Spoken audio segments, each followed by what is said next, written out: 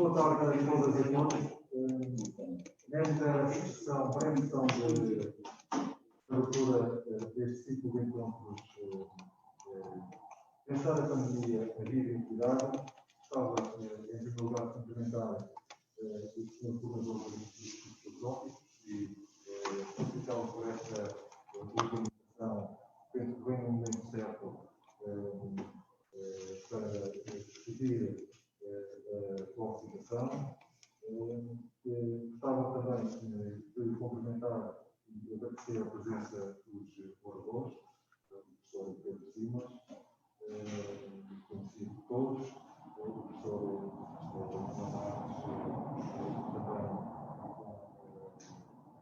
com a presença assim, na discussão do sistema, agradecer a presença aqui na faculdade e, sobretudo, diria eu que nunca como agora será tão importante nós refletirmos sobre a evolução geral e a situação geral relacionada com a pandemia e, sobretudo, que essa reflexão nos permita trazer e pensar algumas ideias novas que nos ajudem a, se não a resolver, pelo menos a conseguirmos ultrapassar esta fase.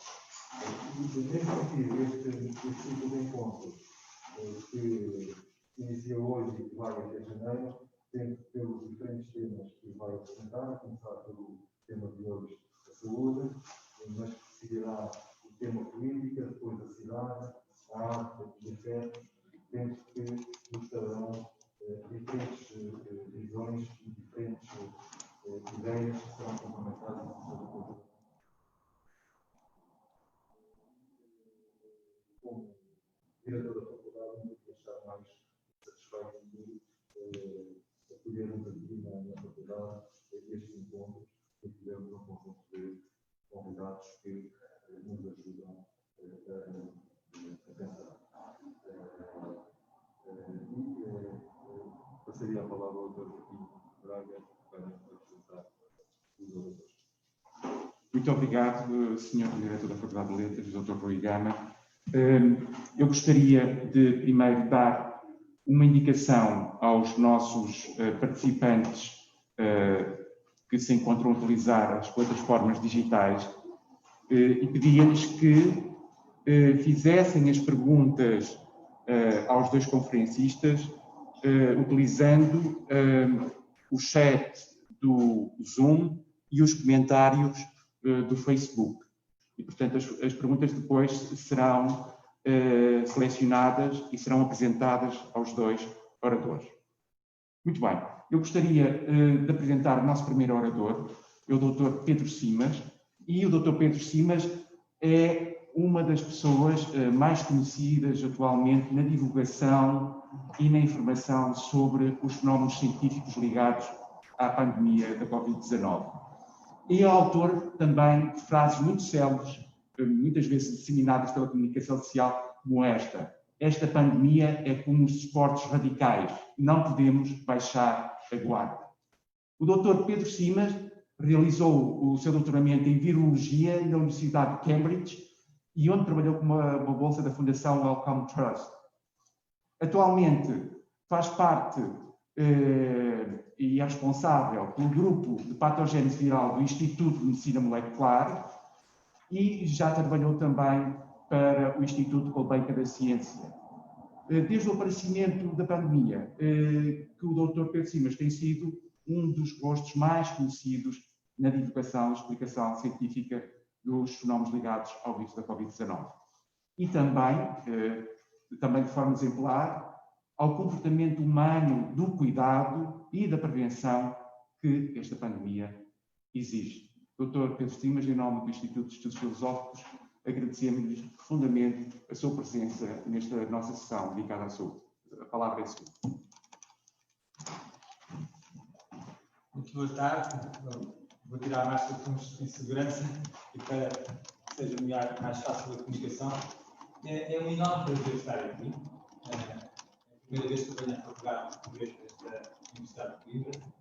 cidade muito bonita, e com esta tradição quase milenar, acho que estou a dizer bem, universitária, uma das universidades mais antigas do mundo. Eu sou um daqueles cientistas que adora a filosofia, que adora a humanística, apesar de trabalhar em biologia, e acho que no futuro vai haver uma fusão das duas áreas, que é importantíssimo para esta revolução moral que a humanidade tem que fazer para acompanhar esta democratização, a democracia e o acesso fácil da informação. É extremamente importante nós acompanharmos esta evolução tecnológica da informação instantânea para toda a gente. Eu vou falar nisso um bocadinho também, a propósito da pandemia. Então, se conseguissem pôr o meu primeiro slide, por favor. Vou fazer aqui uma pequena brincadeira para tornar isto mais light e não vos maçar com aspectos muito científicos e muito biológicos, para tentar focar os aspectos mais importantes. Muito bem. Mal a pandemia começou no mundo, nós no IMM, entre os pares, entre os investigadores principais, reunimos, e uma das coisas que nos apercebemos é que teríamos que ajudar esta situação complicada e teríamos que ajudar a sociedade portuguesa. E uma das coisas que fizemos foi precisamente, além dos testes, foi isolar o vírus do SARS-CoV-19, isolar o vírus SARS-CoV-2. Não sei que é exato. Aqui. Já está. E aqui tem, isto é uma imagem de vírus, uma célula, isto é uma célula, uma imagem de microscopia eletrónica, isto é o núcleo da célula, aqui é o citoplasma, e tem aqui a membrana celular. Tem aqui um vírus, uma partícula viral, tipicamente, tem aqui ali mais duas em cima, até tem aqui um bocadinho de membrana de um vírus que já entrou no citoplasma da célula e irá, o seu ácido nucleico irá para o núcleo, ser transportado para o núcleo, que já entrou dentro da célula. E, de facto, e depois também tem aqui uma imagem colorida do vírus para se ver este tal formato em cor. E, portanto, a pandemia começou em Portugal no início de março, primeiros casos de infecção, e foi em abril que já tínhamos o vírus isolado e estávamos prontos no IMM a prestar um serviço à comunidade de variedíssimas formas. Já vão ver. E foi no dia 25 de abril que finalmente conseguimos as imagens e conseguimos divulgar que de facto tínhamos isolado o vírus. Sai desse tipo, por favor. E também houve uma oportunidade de manifestarmos qual é que era a nossa visão e qual é que eram as nossas previsões baseadas no conhecimento científico para o que ia acontecer.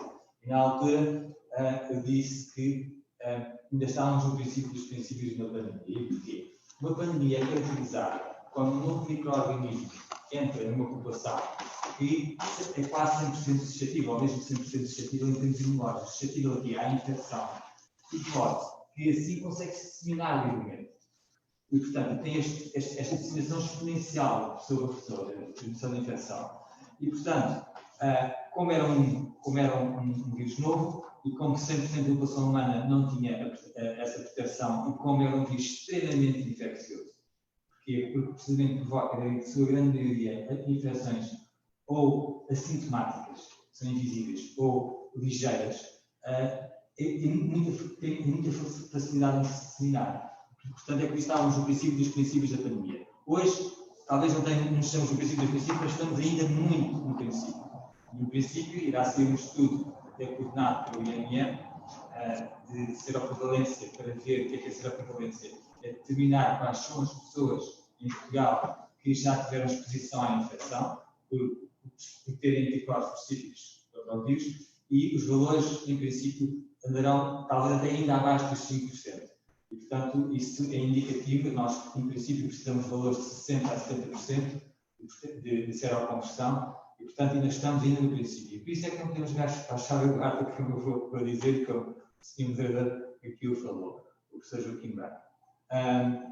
O próximo slide mostra que, no início, houve uma reação que foi normal, um bocado também devido a esta democracia e a este livre acesso à informação em todo o mundo, e houve quase uma reação global. Eu até tive a oportunidade de fazer um artigo para uma revista de Jerónimo Martins, que é a FIM, uma revista internacional que eles têm, E de facto, uma das perguntas que me fizeram, a última pergunta que me fizeram é como é que os historiadores da ciência vão olhar para trás e o que é que eles vão dizer.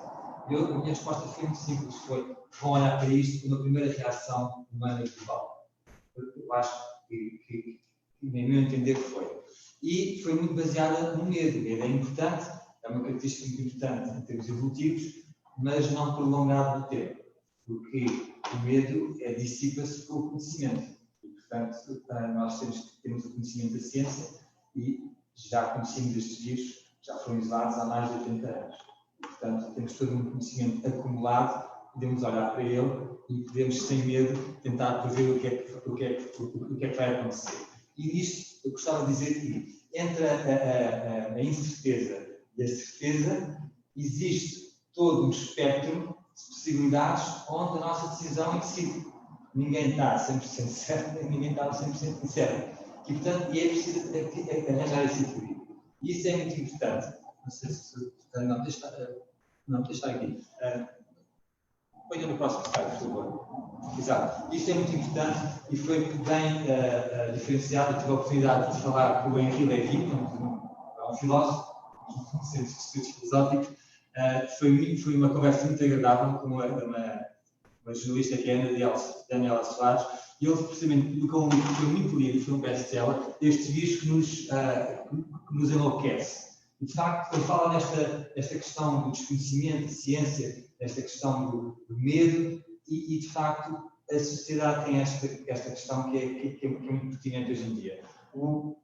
A democratização do conhecimento e da informação é extremamente importante, é um salto qualitativo na sociedade muito grande. Mas depois há uma responsabilidade com isto. Eu até aqui apontei que a nossa ignorância é tão importante como a nossa expertise. E o que é que isto quer dizer? Quer dizer que isto é muito importante, mas hoje em dia observa-se um fenómeno que é aquele fenómeno das convicções, é que as pessoas acham que não respeitam a expertise. Ou seja, acham que têm direito a ter uma convicção e que essa convicção se sobrepõe ao conhecimento verdadeiro. E isto é um problema, por exemplo, agora hoje saiu mais uma notícia sobre as vacinas, problemas dos movimentos de vacinas e tudo mais. E, portanto, tem que se criar aqui uma forma, e vocês nos estudos filosóficos têm essa função também, e todos os cientistas têm, de saber informar, e em termos epistemológicos, não é tanto dar a informação, é ensinar as pessoas a usar a informação, a chegarem ao conhecimento. E isso é extremamente importante nos dias de hoje. Porque hoje o conhecimento, a gente tem o Google e tem a Wikipedia, e é preciso ensinar às gerações novas como é que se chega à informação de qualidade e saber distinguir o que é falso e o que é verdadeiro. E isso consegue-se através de ensinar. É como, eu diria, uma coisa que a gente conhece este exemplo, é como uma pessoa pode dar um peixe a uma pessoa e alimentá-la durante um dia. Mas se ensinar a pessoa a pescar, alimenta durante a vida inteira. E, portanto, é preciso ensinar as pessoas na busca do conhecimento, formar as pessoas. Próximo slide, por favor. Eu fui da opinião que, na altura, a seguir quando se falou do desconfinamento, que se devia desconfinar, é muito importante desconfinar, porque, como todos sabemos, o confinamento total é extremamente prejudicial à humanidade.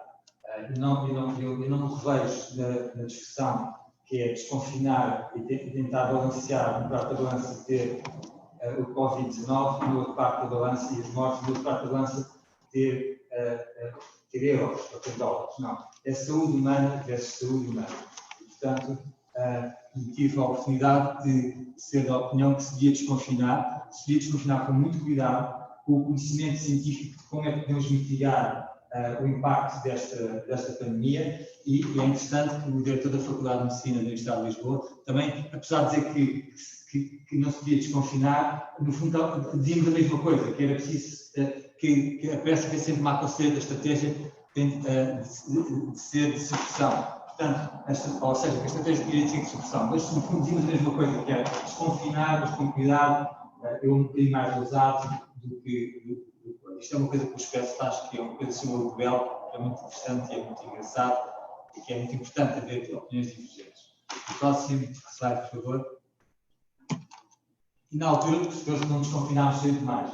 Mas agora vamos mudar um bocadinho a nossa altura. Pronto, na altura fomos um caso de study, um case study em termos internacionais, fomos muito elogiados, e talvez isso nos tenha criado alguma autoconfiança durante o verão, e nós agora estamos um bocado a ter o reflexo de talvez algum flashpoint de interesse no verão, em que, como nós sabemos, este vírus dispara-se de uma forma muito assintomática, e de facto no verão houve um disseminar do vírus pelo país, que era muito difícil de detectar, mas houve, e agora com o desconfinamento e com o regresso às aulas e às universidades, ainda ser um bocadinho mais. Mas temos que aprender a viver com o vírus, temos que aprender a viver com o número de infecções alto. E como é que se faz isso? Com medidas muito inteligentes de proteção dos grupos de risco. Isso é extremamente importante, proteger os grupos de risco. E como é que se protege os grupos de risco? Eu vou já falar nisso no momento, mas também é com testes e outras das coisas que nós fizemos no IMM, além dos testes normais da RT-PCR. O IMM agora faz centenas de testes por dia, e isto no programa que já vou explicar de proteção dos lares. Também testes que estão a ser desenvolvidos, estão na sua fase final de desenvolvimento, testes que, como por exemplo, porque é que há pessoas que testam persistentemente e continuamente positivas? Será que estão infecciosas? Será que são um perigo de saúde pública ou não? Portanto, são todas essas ferramentas que nós, como Instituto Nacional de Pai, sem fins lucrativos e com promoção do conhecimento e de serviço à sociedade, quisemos fazer para ajudar a sociedade. E, portanto, este teste em específico detecta uma forma genômica do vírus que é indicativa se a pessoa é infecciosa ou não. Porque estes testes de RT-PCR são muito sensíveis e podem só detectar fragmentos do vírus e a pessoa, ao fim de 8 semanas, ainda é positiva, mas já não é infecciosa, não é contagiosa para outras pessoas. E isto é claro que tem um impacto muito grande na saúde mental dessa pessoa e dos seus familiares, como também tem, em termos de objetivos, ao Serviço Nacional de Saúde, se essa pessoa estiver a ocupar uma cama, por exemplo. E foi nesse sentido que vários hospitais nos pediram ajuda para tentar testar essas pessoas que nos deram as amostras para nós estudarmos, porque agora, no princípio, mais 2 semanas, as coisas não há tempo, temos de serem acreditadas e validadas. Talvez tenhamos já o teste desenvolvido, que ainda vai ser muito útil para o PI vem. E isto não acabou. O próximo slide, por favor. Depois, outra aplicação foi nas máscaras, foi com bastante sentido de missão, colaborámos com a indústria têxtil e com a indústria retalhista para unicamente testar não só tipos de máscaras, como géis, com aparelhos de raios ultravioletas, portanto, toda uma panóplia de utensílios que são importantes na proteção e na mitigação da pandemia. A seguir, gostaria de mostrar aquilo que me disse, que de facto não podemos baixar a guarda. Eu acho que é normal o ser humano ser positivo, e houve ali um excesso de confiança, que foi normal, porque tínhamos grande parte do mês, tivemos ali os muito casos controlados, 9 infecções por dia controlados, mas agora estamos sob um bocado descontrolados. No entanto, temos todas as ferramentas para conseguir controlar outra vez. E isso vai acontecer. Nós sabemos que sempre que confinamos, de facto, há um efeito muito dramático na redução do número de infecções. E reparem, os vírus são parasitas intercelulares obrigatórios. São os vírus que dependem de nós para se replicar, para se disseminar. Não são uma força sobrenatural que nós não tínhamos controle. E pelo conhecimento que nós temos, o uso das máscaras, com as regras de distanciamento social, nós sabemos que conseguimos controlar a disseminação do vírus. E, portanto, é este conhecimento e é o comportamento individual e depois coletivo da sociedade que vai permitir que nós ganhemos a nossa liberdade e controlar novas infecções e assim proteger os grupos. Isso é extremamente importante. E Portugal tem tido um comportamento exemplar. Eu digo-vos que durante a primeira vaga, de facto, houve um confinamento muito severo, os portugueses aderiram e conseguiu-se controlar muito rapidamente uma primeira vaga que era pequena. Durante o verão houve algum controle. E eu penso que agora, durante este tempo, eu falo com conhecimento de causa em relação aos lares, por exemplo, há uma capacidade de proteção inteligente dos lares que é única em Portugal. Nós, neste momento, temos, além de tudo o que se já fazia, temos um esquema de testagem preventiva dos funcionários dos lares, que são os funcionários dos lares que, infelizmente, têm as suas famílias que entram e saem todos os dias, que podem transportar o risco dentro dos lares. Temos um programa de testagem preventiva, em que, mais uma vez, todos os institutos e politécnicos e universidades estão a contribuir para a testagem, porque o Serviço Nacional de Saúde não tinha capacidade para os fazer. E, neste momento, já realizámos quase 25 mil testes em 4 semanas preventivos e já evitámos, e isto é fantástico, já evitámos 140 surtos em lares. Só com esta ação de testagem preventiva, somada ao resto, a tudo o resto.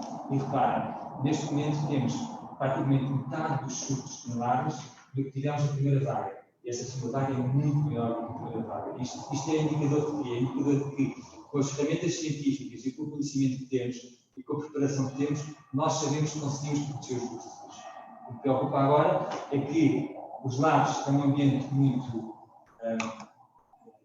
é que eu ia dizer, muito definido. O que me preocupa agora são as pessoas de risco, os vulneráveis, que estão fora dos lares, da sociedade. Esse é que é muito importante proteger agora, porque não tem uma proteção tão efetiva e tão eficiente como as dos lares. E o que é que eu sugiro aí? É que é o nosso comportamento coletivo que vai determinar quantas pessoas é que nós vamos salvar do grupo de risco que estão fora dos lares.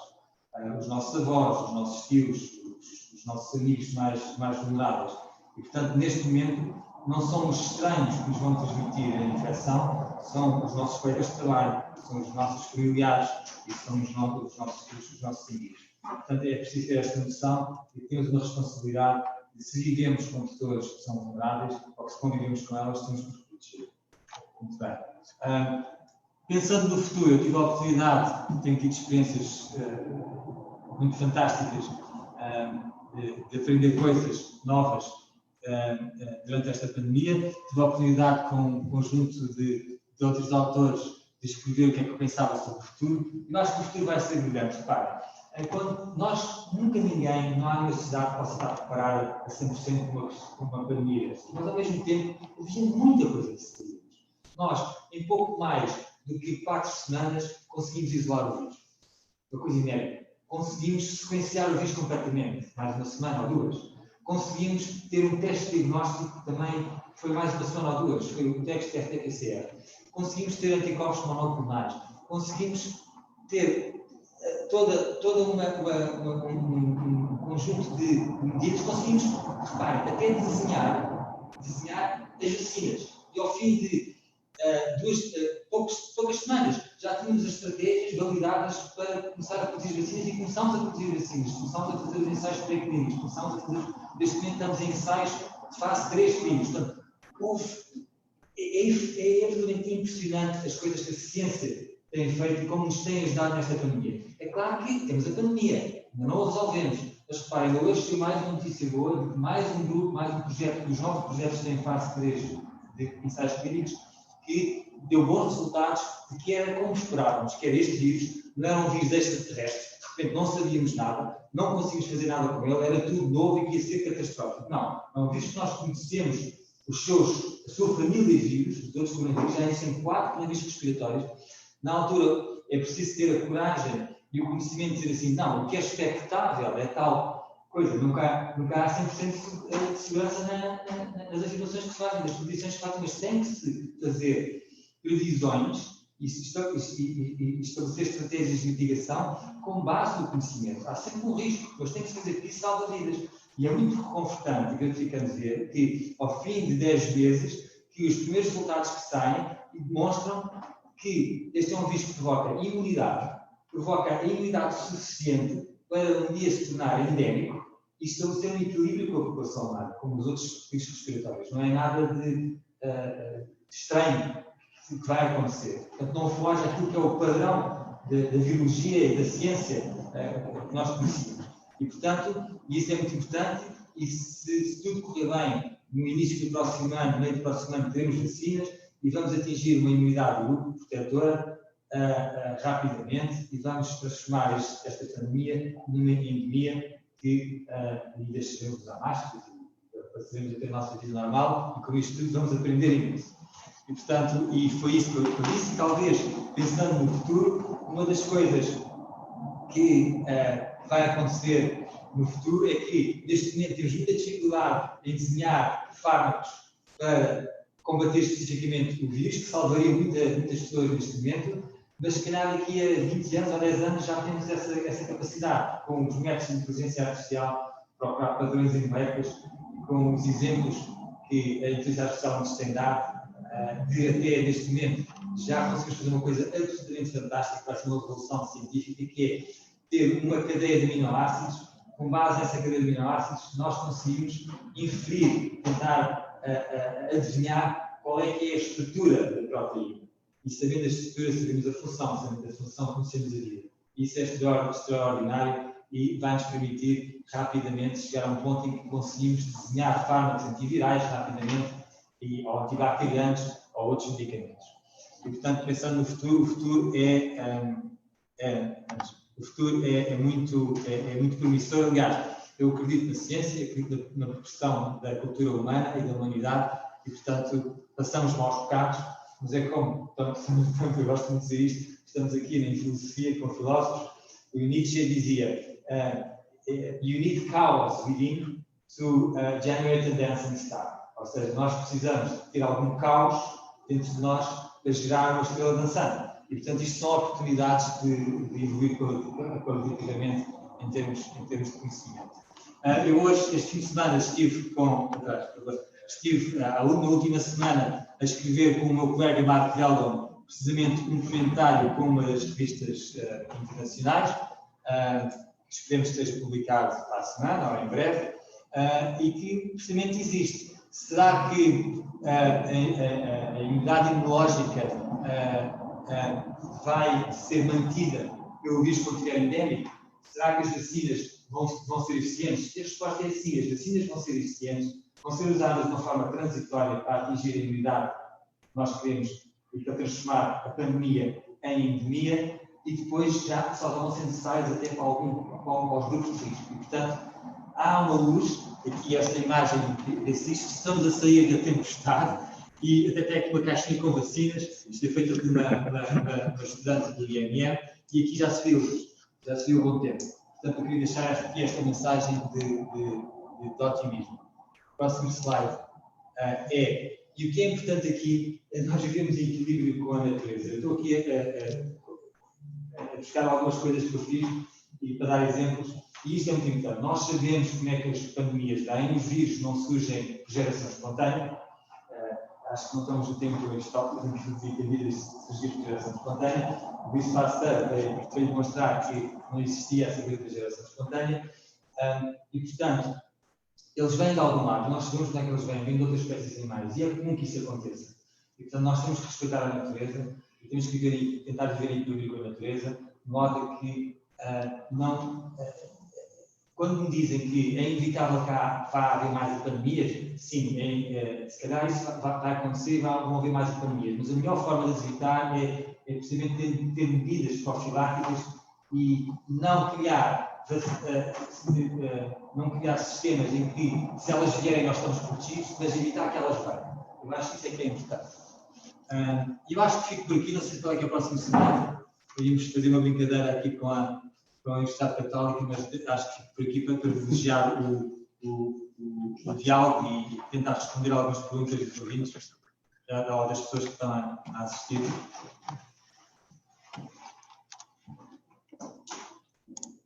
Muito obrigado, Dr. Pedro Simas. Eu lançaria o repto aos presentes, não é? E depois passaria àqueles que se encontram a utilizar as plataformas digitais. Por isso, se alguém quiser fazer alguma pergunta...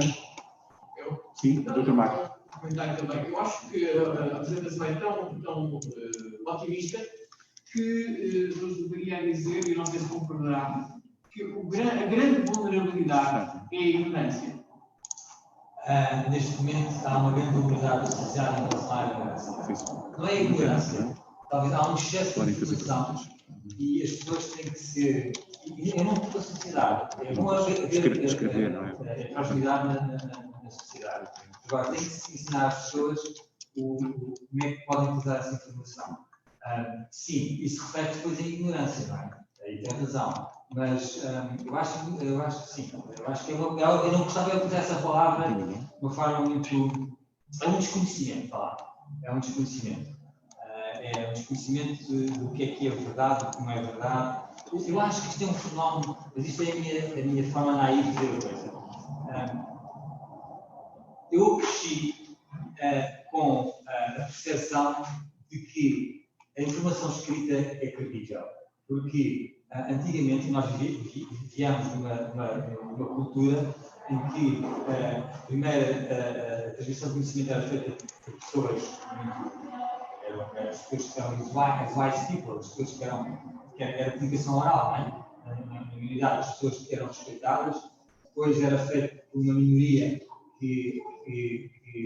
do clero, por exemplo, depois inventou-se a imprensa, e tudo o que tinha escrito era muito escrutinizado e era de grande qualidade. Hoje em dia a informação está disponível a qualquer lado, qualquer pessoa pode escrever uma ideia, esteja ela errada ou não. E eu acho que há aquela sensação da pessoa, quando lê qualquer coisa, interpreta como sendo verdadeira. Portanto, eu acho que as pessoas ainda não sabem distinguir isso.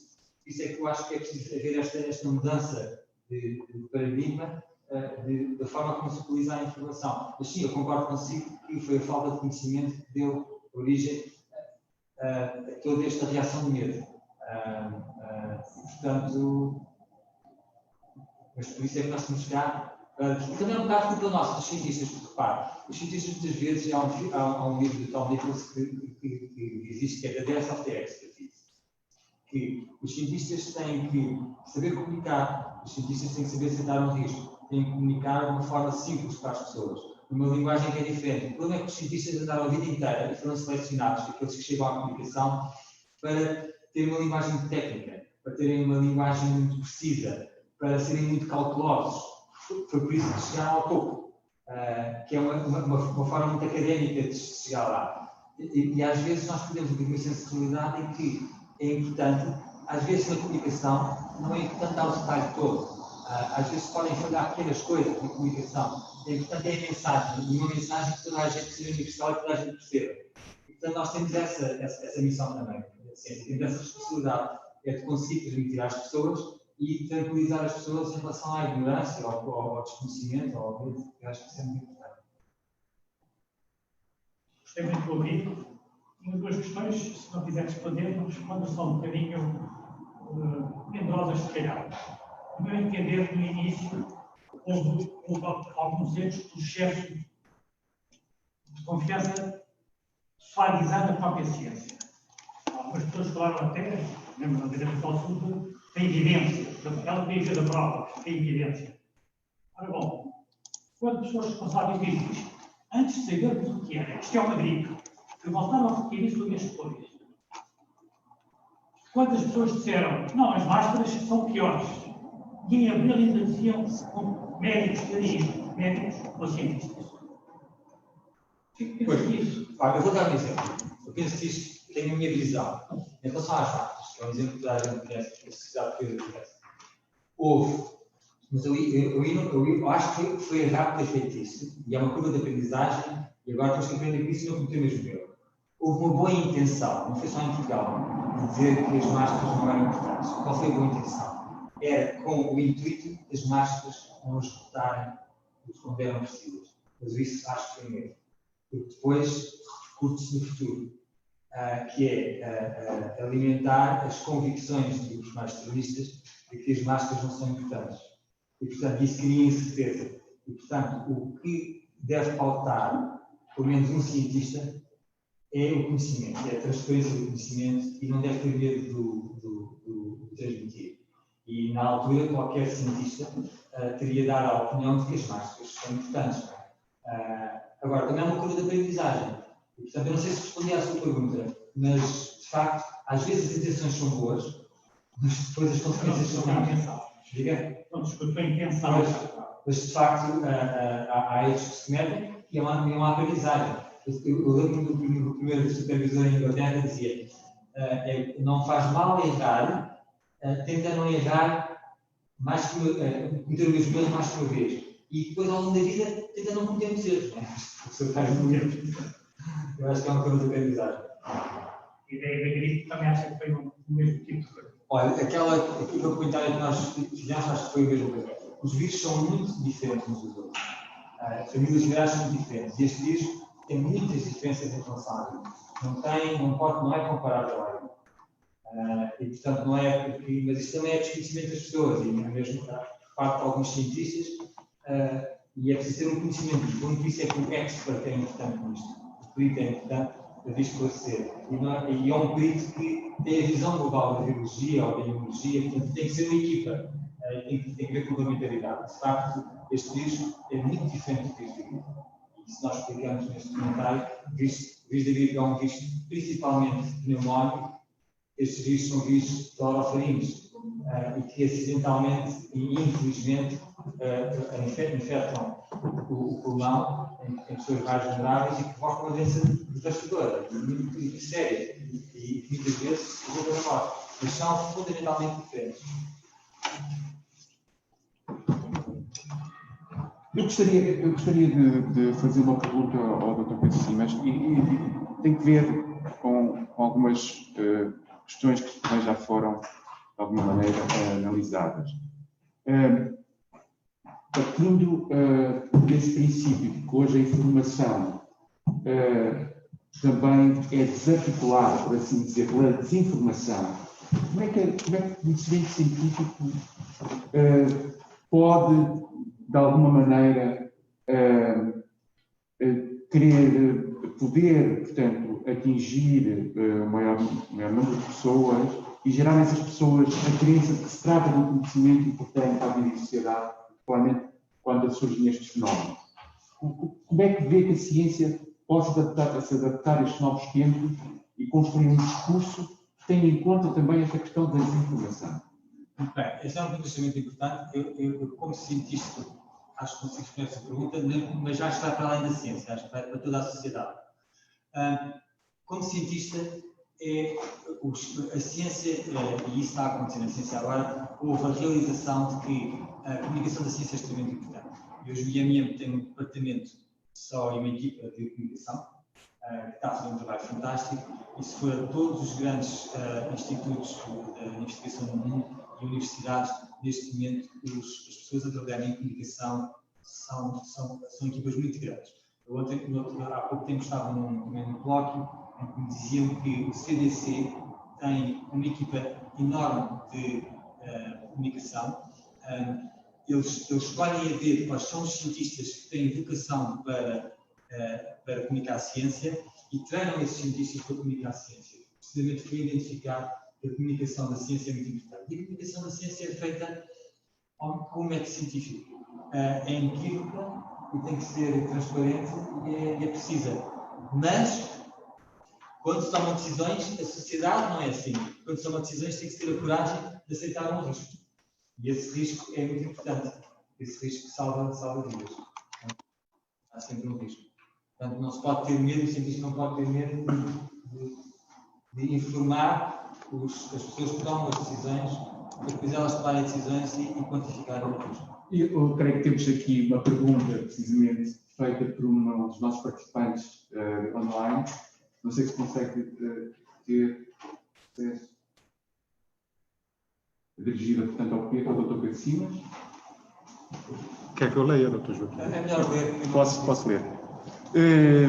Portanto, a Luísa Carvalho Carreira está a fazer aqui um comentário àquilo que tinha referido. Conforme referiu, tem havido alguns problemas de comunicação sobre o vírus para com o público. Considera que neste momento essa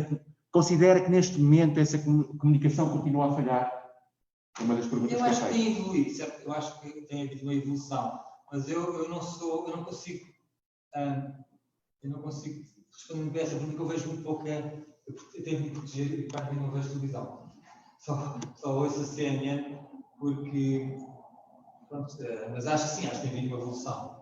Portanto, a mesma pessoa interroga-se sobre esse facto e pergunta se não deveria haver um esforço maior em explicar que todos nós somos potenciais veículos de infecção, que só os nossos comportamentos poderão evitar cenários piores. Sim. Portanto, o reforço dessa comunicação. Sim, o nosso Presidente da República foi uma das coisas que identificou e teve um discurso fantástico quando fez o apanhado do que se passou até agora, em que uma das coisas que falhou foi a comunicação, precisamente. A comunicação é essencial e é uma comunicação formativa.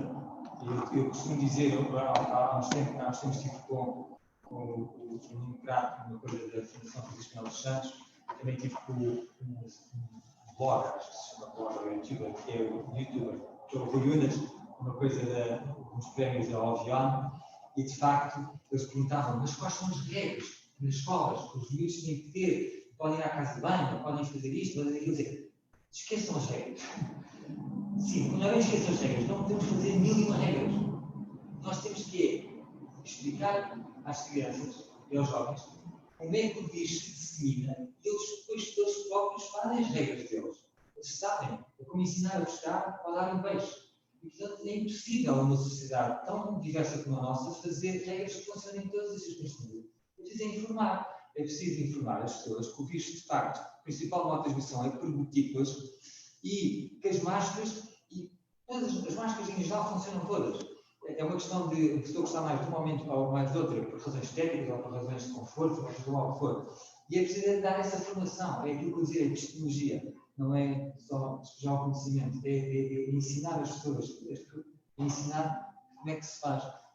E a Carla, não é? Sim. Tem toda a razão, isso é preciso estar sempre a repetir, sempre a repetir, sempre a repetir. Nós temos uma coisa que é fantástica, é cada um de nós tem a sua moralidade, cada um de nós, essa moralidade, esses princípios morais vão evoluindo ao longo da vida e existe muita incerteza acerca dos valores morais e da ética e portanto, todos nós assimilamos a informação de uma forma diferente, com emoções portanto, é importante, mesmo para as pessoas que têm convicções, ouvirem mensagens repetidamente para conseguirem mudar o seu módulo interno, como o cérebro funciona, e conseguirem, de facto, captar a mensagem. Uma mensagem que é uma mensagem importante. E, portanto, por isso é que a mensagem tem que ser repetida. E tem que haver um grande esforço no tempo para passar mensagens que são importantes e que têm que ser percepcionadas pela maioria das pessoas, quase já como um conhecimento instintivo e adquirido do cérebro, para haver uma reação, um reflexo, e não uma reação mais ambígua de que de todas as... Porque o cérebro, quando recebe a informação, compara com a memória, é a informação nova. E depois dá um espectro de possíveis ações e nós escolhemos em função daquilo que é a nossa experiência. E, portanto, é importante, e isto, se aquilo se tornar muito importante, essa informação, aí é que passa o comportamento e uma ação já instintiva e quase subconsciente. E é preciso investir na repetição da mensagem, que é uma mensagem que as pessoas têm que perceber que é importante para a sua própria sobrevivência, para o seu próprio bem-estar, para o bem comum. E a partir desse momento, então, acho que a coisa funciona melhor. Essa é a minha convicção. Não sei se há mais perguntas. Ainda temos poucos, mas alguns minutos. Tenho já menos de 5 minutos já que eu tenho que... Sim. Sobre a questão que falou do otimismo da ciência, da sua rapidez. Sabemos que, olhando para o passado, esse otimismo é bem fundado. A ciência está muito mais rápida. Contudo, parece-me também que há outro fenómeno. A maioria da comunicação que estamos a falar, a imensa maioria da comunicação que estamos a falar, não é isto que está a acontecer aqui. Eu vou falar consigo.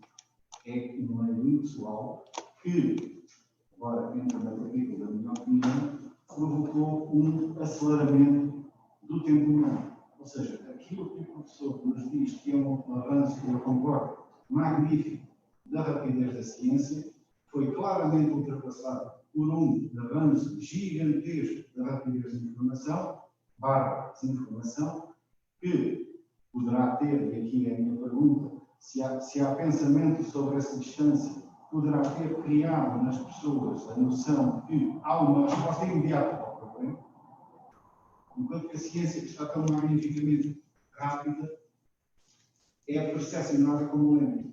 Ainda bem que eu fiz essa pergunta, porque é exatamente isso que eu queria, essa mensagem que eu queria passar.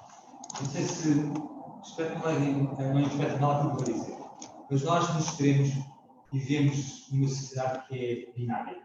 Ou seja, eu vou dar o exemplo do Nobel. O Nobel descobriu o dinamite. O dinamite pode ser usado como uma coisa fantástica para construir, para promover o bem comum, ou pode ser usado para destruir a humanidade.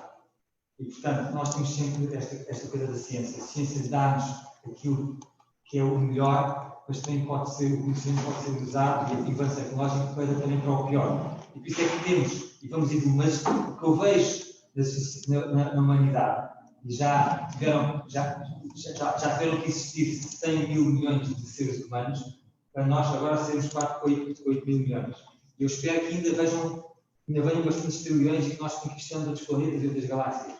E, portanto, o que eu vejo na história da humanidade é que tem havido isto que a gente está a viver agora, sempre houve este equilíbrio entre o bem e o mal, entre a informação e a desinformação. E, portanto, eu acredito numa produção positiva ao longo do tempo. E, portanto, é o desafio que nós temos como seres humanos e como humanidade. Não sei se concordam, mas não sei se respondi à sua pergunta, mas de facto eu concordo consigo. É que, por um lado funciona, mas por outro lado não funciona, não é prejudicial. Um ponto específico era se na vossa comunicação, especialistas, Sim. em geral, é pensado, não ficam deslumbrados com o justo avanço da ciência, mas pensam que há um atraso dessa ciência em relação ao mundo comunicacional que hoje criou uma instantaneidade, uma resposta imediata a todos os problemas. A sensação que há uma resposta imediata. Sim, eu concordo com isso. Acho que há um desfazamento. Nós não ficamos deslumbrados, por isso é que eu disse há pouco, estamos muito preocupados com isso e temos aqui algo de desfazamentos de comunicação. Eu acho que a tecnologia, a sociedade nunca está preparada para os avanços tecnológicos, está sempre um bocadinho atrás. Temos que ir sempre um bocadinho. Neste momento, é muito rápido o avanço tecnológico, não consigo responder melhor, mas que nos preocupa-nos imenso, que há um problema, não é?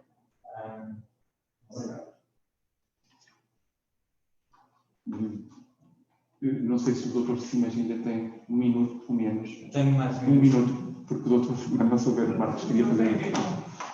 Uma questão, digamos assim, de biologia orgânica e de biologia.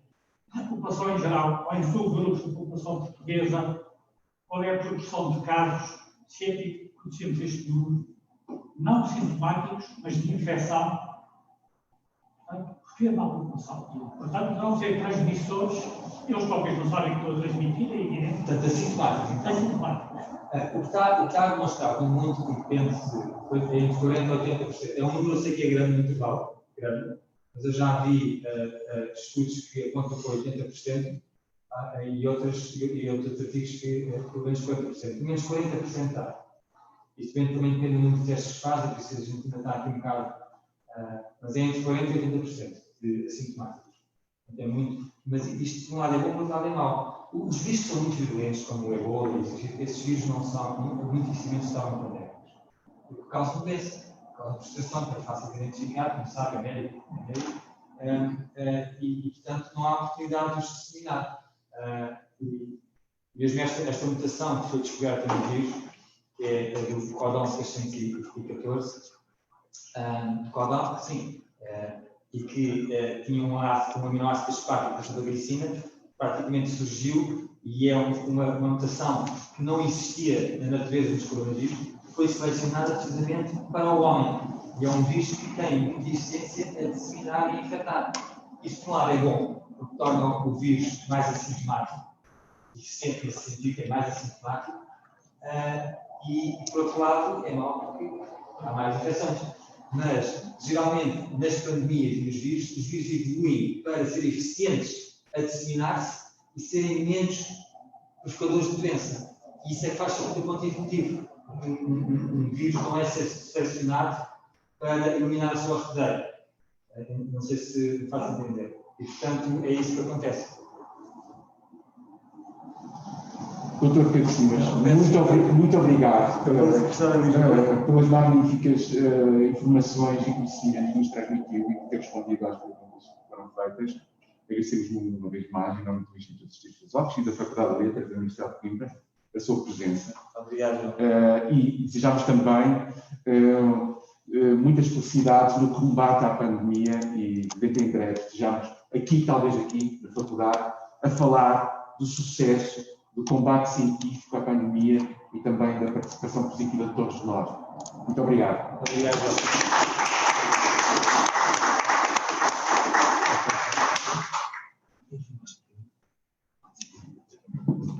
Adeus, obrigado por ter sido. Muito obrigado. Eu vou fazer essa ideia gravada, não é? Obrigado, Pedro.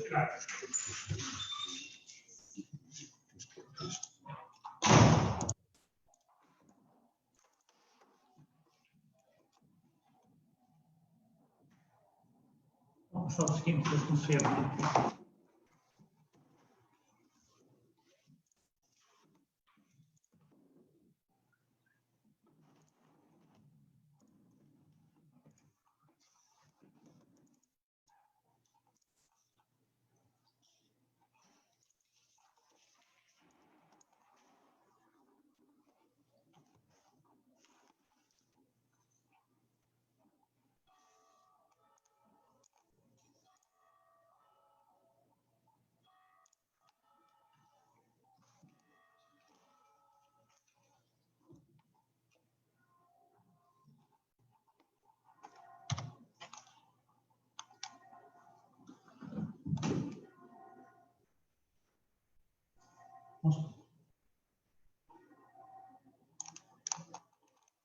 Eu gostaria de agradecer a presença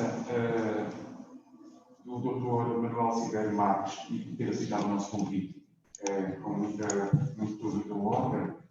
Recebemos a sua colaboração nestas sessões sobre cuidado, neste caso, sobre a saúde. O Dr. Manuel Silveira Marques é médico hematologista, apresentado, foi, exatamente, apresentado. Trabalhou no Instituto Português de Oncologia e doutorou-se em Medicina, obviamente, Medicina da Faculdade de Estado de Lisboa, onde também lecionou arte médica, história das ideias e história da medicina.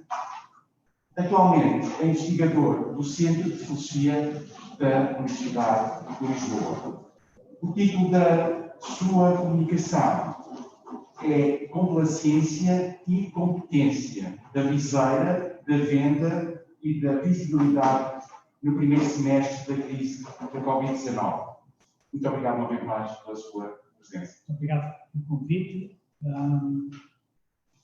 Eu, de facto, fui hematologista, mas já há 10 anos que comecei a medicina e tenho trabalhado coisas mais ligadas à filosofia da medicina, filosofia da ciência, história da medicina.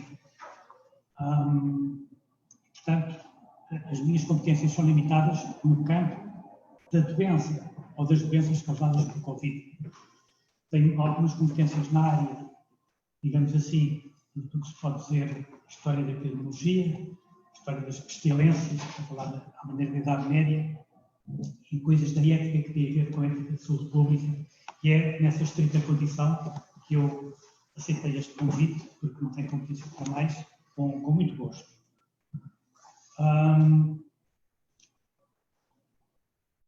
É uma homenagem a um colega meu que faleceu há pouco tempo, o Dr. Jorge Mel, com quem trabalhei toda a vida no IPO, uma doença crónica, de Covid, levou imenso os últimos anos da vida, o último ano em particular da vida dele, na relação com os amigos e com os familiares, mas ele não faleceu de Covid, faleceu de facto de outro tipo de problemas. Era uma pessoa excepcional e foi uma grande perda para a medicina portuguesa. E eu quero dedicar esta conversa.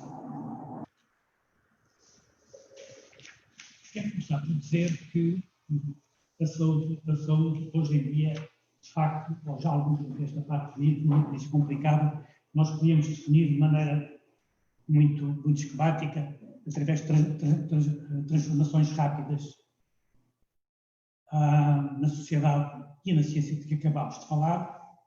Cito alguns exemplos: a indiferença, o falso militarismo que na nossa sociedade prevalece bastante.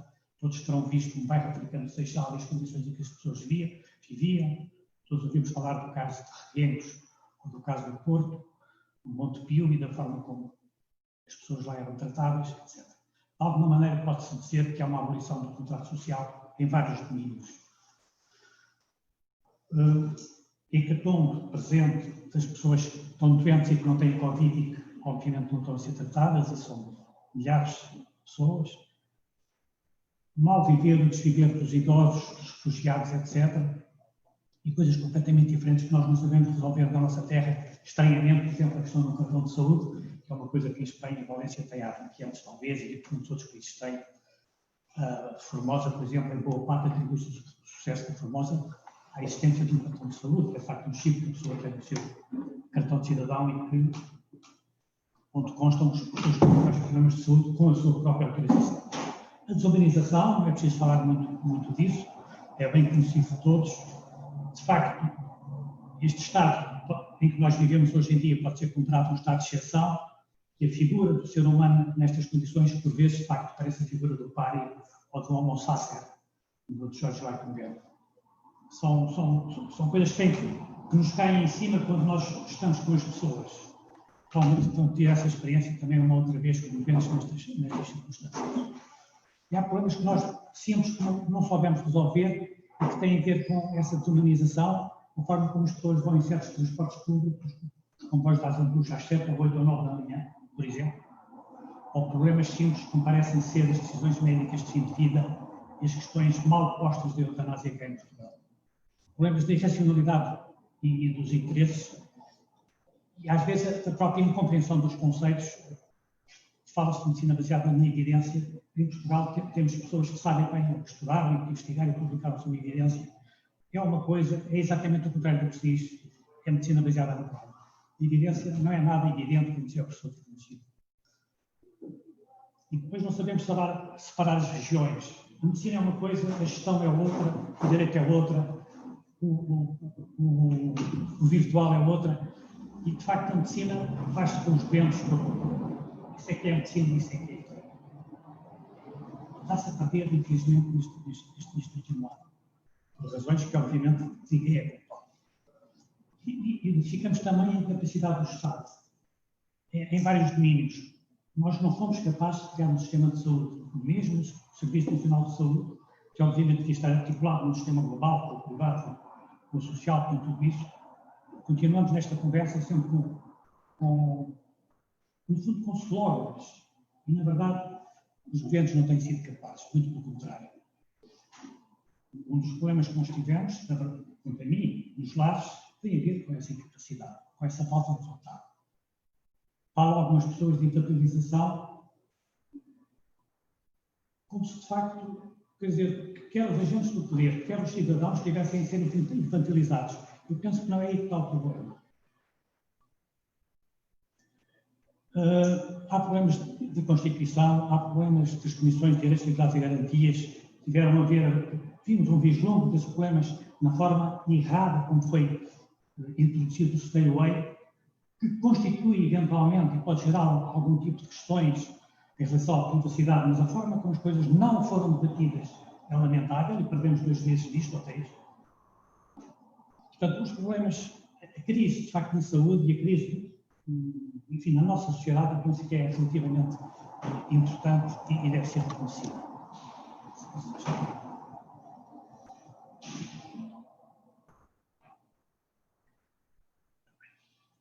Mostro no slide seguinte um conceito de risco, que foi o conceito que eu adotei num artigo que escrevi com o professor Carlos Miguel Ferreira há cerca de 10 anos, na Ata Médica, justamente sobre estes problemas da ética de saúde pública. E aí definimos risco como, em primeira aproximação, um evento contingente, isolável ou identificável, potencialmente nocivo. Perigo é uma ameaça nociva. Probabilidade conhecida ou cognoscível. Risco que envolve várias dimensões, ciência e imaginação, interesse e ética, razão e opinião. A precaução pode ser entendida na perspectiva tática ou estratégica. Os conteúdos concretos básicos da ação em contexto de incerteza podem ser proporcionados às hipóteses de risco, maximalistas, que são 2 finalidades antagónicas. E, inevitavelmente, vemos a ideologia, o sistema epistémico, os valores, são porém de consequência em relação às decisões que nós tomamos em situação de risco. Tem aqui no gráfico de baixo, não sei se vê bem, podem não se ver, não é? A evolução dos casos ativos em Portugal, enfim, é uma curva de facto agora ascendente, com uma velocidade muito grande, portanto, com cerca de 100 segundos. Qualquer coisa agora, portanto, estamos preocupados. Vamos por aí. O seguinte mostra uma trajetória feita por um amigo meu, o Pereira Bastos, dos casos em agregados 5 dias, média, portanto, novos casos. E vê-se que, de facto, houve um pico inicial e depois houve uma oscilação, voltando a aumentar em finais de agosto. E, entretanto, houve um conjunto de medidas que, inicialmente, tiveram alguma eficácia para o acompanhamento da população, mas depois, aos poucos, se viu, como foi há pouco também explicado, o aumento do número de contágios e, nitidamente, no final do verão, percebi-se que estávamos a perder o controle da situação. O resto, no texto que eu tinha escrito para apresentar, concluía: entretanto, voltam a reacender sem controle e sem testes precaucionários suficientes em todo o tipo de circunstâncias e instituições, desqualificadas e qualificadas, das ruas e dos aeroportos, dos lares e dos melhores hospitais, múltiplos focos de contágio, sem apuramento público de falhas, causas e razões das cadeias de transmissão, sem correspondentes ensinamentos. Um dos problemas graves, quanto a mim, na má comunicação que tem havido, é que justamente sofremos uma catadupa de informações, mas não temos possibilidade de as assimilar. Ninguém tem. E, eventualmente, algumas pessoas cientistas que estão muito viradas e só a olhar isto têm, outras pessoas não têm.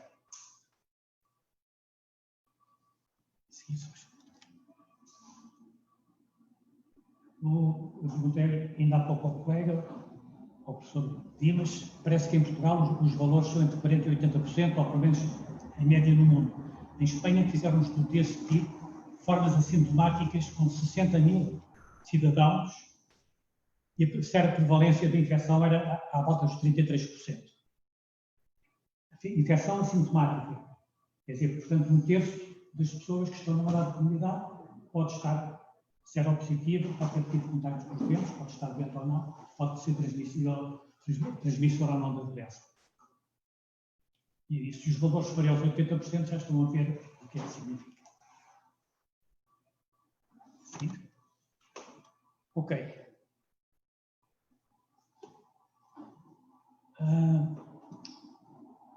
Houve um grande embate em março, que todos sentimos, e mais ou menos todos em Portugal tivemos a mesma reação, respeitar o confinamento e ser prudentes. Eu fiquei muito chocado com a história da máscara e de haver médicos que achavam que a máscara não era importante, quer dizer, uma coisa que eu não consigo conceber, mesmo se a ideia era reservar as máscaras para os hospitais. Decidia-se isso. Havia fábricas a fazer máscaras, a exportar máscaras no norte do país, todas sabia, ou como sabia se quisesse. E depois houve também um embate, percebeu-se que no final de agosto houve nos lares, mas também nos transportes, nas zonas de instalações de proteção, etc. Também foi dito que a comunidade de pessoas nos transportes não aumentava a transmissão. Por amor de Deus. Esta segunda parte é, de facto, uma homenagem aos 3 médicos chineses que deram a vida corajosamente, revelar a situação, perceber que era uma doença nova e, ao mesmo tempo, informar as autoridades e o mundo o que é que estava a passar. Nesta altura, no início da doença, aconteceu que eu ia visitar o Hospital Santa Maria, por causa dos dias, um amigo meu que estava, de facto, muito doente, e acompanhei muito de perto a situação com uma certa emoção, e vou resumir em 3 ou 4 quadros a forma como eu vivi. O primeiro quadro é um médico antigo governante laureado que lançou a querela contra a quarentena, contra o confinamento, denunciando com o apoio explícito da DGS quanto à possibilidade legal de isolamento compulsivo de doentes em fase de contágio. Não sei se lembram disto. Suponho profundamente que é um problema que os médicos têm que equacionar. Por exemplo, uma pessoa tem uma tuberculose multiresistente, não quer ficar internado, ou não quer ficar em casa a fazer tratamento. está a transmitir uma doença gravíssima, incurável, mortífera a outras pessoas. Essa pessoa deve ser internada compulsivamente. É das regras. É uma situação muito pacífica. Foi suscitada a questão da constitucionalidade, quanto a mim, erradamente, de uma forma perversa, e, segundo julgo saber, o professor Jorge Miranda e outros juristas disseram que não era inconstitucional, como de resto se viu depois.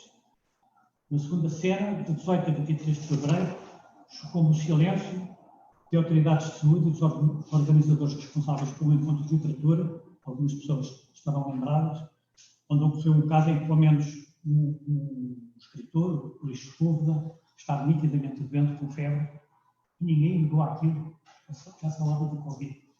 Nem a estrutura da organização, nem do governo. No dia 1 de março, a DGS fez de facto um comunicado sobre o assunto. Já o Luís Sepúlveda estava internado em cuidados intensivos em Espanha. Acabou por falecer. Depois, não consigo compreender. As declarações públicas oficiais da DGS, que não haveria pandemia, que era uma simples gripe, etc. Toda a gente percebia que não era. A própria OMS, nessa altura, diminuiu a gravidade da situação, por razões que para mim não são muito claras.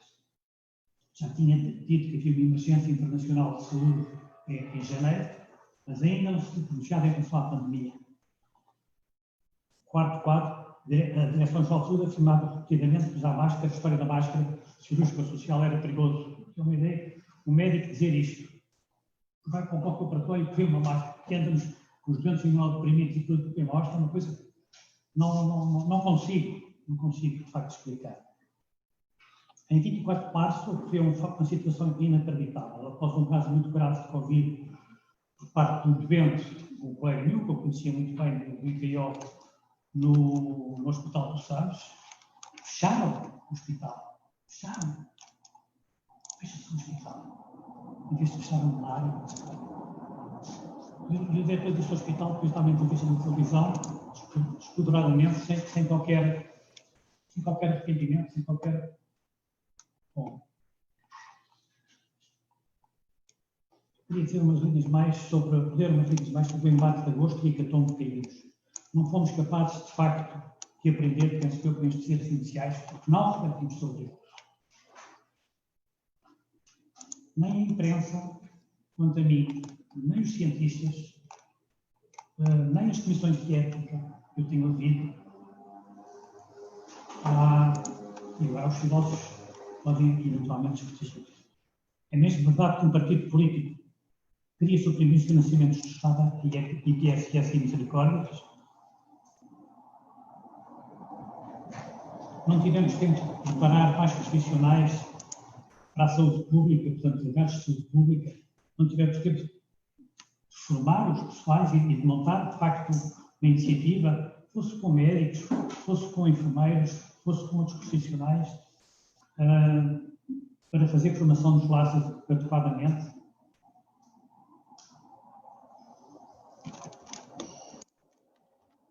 As imagens seguintes estão a ver os contágios que diagnosticados diariamente em Portugal, como o número tem subido, de facto, exponencialmente, e a situação agora está fora de controle. Mas ainda há pouco tempo, o secretário de Estado da Saúde dizia que estava controlado. O problema da comunicação só merece crédito quando as pessoas percebem que a comunicação é verdadeira. Se não funciona ao contrário.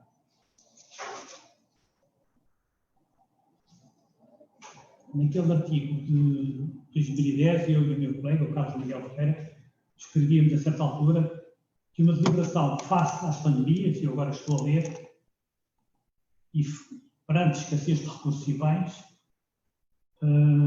obriga a instituição de audiência a uma entidade nacional do tipo Sistema Nacional de Vigilância Epidemiológica. Nós temos o Conselho Nacional de Saúde Pública, penso que é uma coisa deste tipo, mas não é a mesma função, com competência policial, com poderes democráticos de representação, com independência político-partidária. Esta entidade deverá saber equacionar e assumir a incerteza, os diferentes perigos e os diversos níveis de probabilidades de risco. A separação do conceito de conduta de risco versus o conceito de grupo de risco não são, de facto, a mesma coisa. A conceptualização correta de situações de vigilância, identificação e traçabilidade, portanto, a traçagem, como eles também dizem, o rastreio de casos, a imposição de exames e tratamentos de vacinação, quanto à quarentena de isolamento, seja da fonte, seja do prestador, etc., a definição de emergência de saúde pública, de taxa de defesa civil, são tudo temas importantes que vinham na literatura há mais de 10 anos, que havia literatura europeia e americana sobre a forma de abordar as pandemias em livros canónicos de 2006. As pessoas que vão para o governo não sabem estas coisas. Portanto, a certa altura, para mim, e quando estive a pensar nesta comunicação, o problema que se punha era a pergunta pela estratégia. Afinal, qual foi a estratégia que nós adotámos? Foi uma estratégia de imunidade do grupo? Foi uma estratégia, de facto, de prevenção, mitigação progressiva, etc. Eu acho que sempre se oscilou entre as duas estratégias e pouco não havia meios, destinadamente para fazer testes. Não havia certamente equipamentos de proteção individual suficientes. Não havia sequer álcool suficiente. Eu, quando fiz a petita de álcool, em fevereiro, de facto, não consegui levar mais que 3 frascos de 2 centímetros cúbicos na farmácia. E bem, porque é para despachar para outras pessoas. Mas são coisas tão básicas que a gente pensa, isto é que é governar. Portanto, a pergunta para a estratégia, eu vou ler aqui também. Sem venda nem viseira, veja agora a estratégia. Íamos a caminho dos 100 dias, desde os mal explicados acontecimentos do ar, ainda envoltos na obscuridade dos partidos totalitários e acontecimentos. O Plano Nacional de Preparação e Resposta à Doença do novo coronavírus, divulgado pela Direção-Geral de Saúde, coordenado pela doutora Rita Sá Machado, chegou no dia 12 de março. Era um plano bem feito, que faltava essencialmente designar os responsáveis por cada uma das missões ou das tarefas e priorizar as medidas face às carências reconhecidas. Os Ministérios da Saúde e da Segurança Social fracassaram na sua incapacidade de interagir e de requalificar e reforçar a tempo, quer especialistas de saúde pública, quer cuidadores e funcionários vocacionados para a proteção de idosos.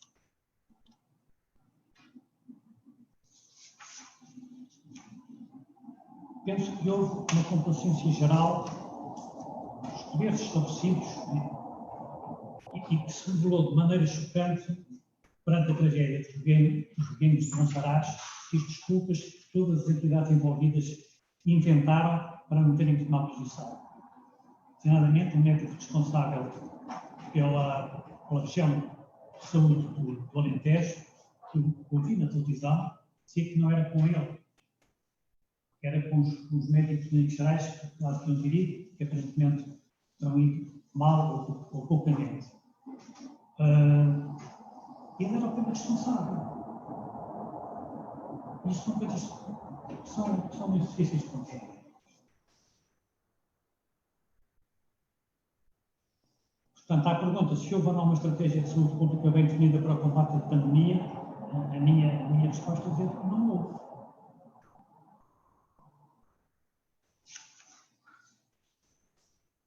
Naturalmente, os grandes problemas e dilemas a ponderar eram muito variados, os teóricos eram menos determinantes que os práticos.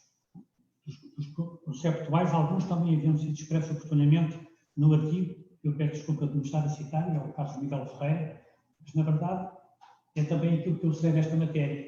E cito, decorrem daqui da estratégia adotada implicações para as áreas de interseção entre a ética, a avaliação e a gestão do risco. E com a esfera da biopolítica, a principal questão é a justiça local. Há que efetuar algum tipo de discriminação positiva a favor das pessoas dos lares, a favor de outras pessoas, das pessoas dos hospitais, etc. E como assumir na prática os diferentes atores possam ter princípios de alocação diferentes dos recursos.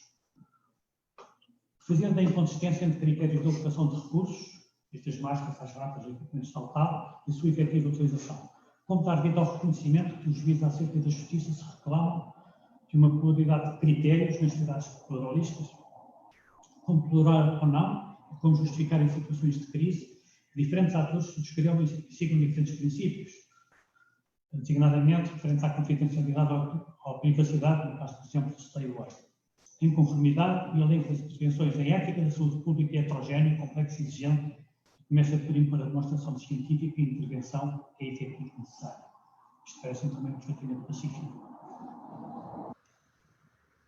Era preciso ter ouvido os médicos no terreno, incluindo diretores de serviços de infecto-contagiosas, do CIS, etc. Se ouviu pouco, aliás, eles queixaram-se publicamente. Era preciso ter bom senso e ter salmo de médico e enfermeiro de cuidador. Mas nunca os dois cenários extremos, mitigação, imunidade de grupo e abaixamento natural do zero, versus contenção, supressão progressiva da infecção por confinamento generalizado, foram claramente expostos aos profissionais, à população e não sei se aos deputados. Portanto, a minha missão foi a decisão do objetivo principal, o que, sejamos também claros neste ponto,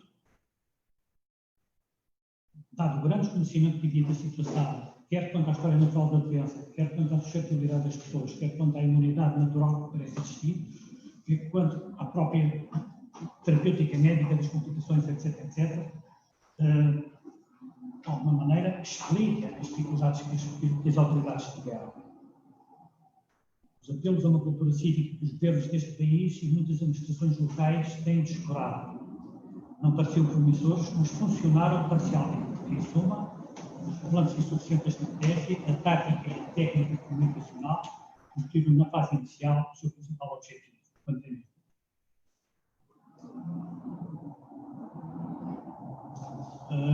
Deixaram de cumprir há algum tempo. É este slide que se vê, a curva atual de mortes diárias em Portugal.